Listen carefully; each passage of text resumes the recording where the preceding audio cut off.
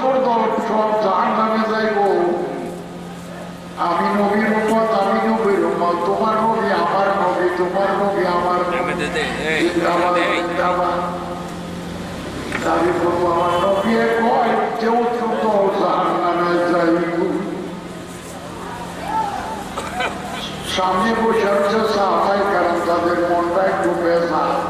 নূরের নবী রহমাতুল্লিল আলামিন পাওয়ার পরও আমরা তো ডুবে যাব।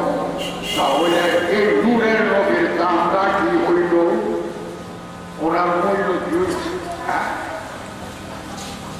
এই কথা ভাবা মাত্রই নূরের নবী মৃত্যু তাবাসসুম করিয়া, তাবাসসুম বললেন মৃত্যু হাতি দিয়া তারা কয় শুনো, তাসমাউ মিন্নি, তোমরা শুনো,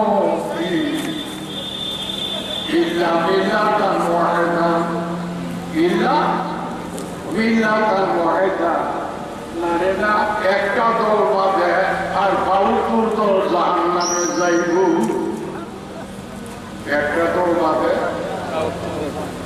৭২ দল জাহান্নামে যাইব। কেন বললেন? আল্লাহ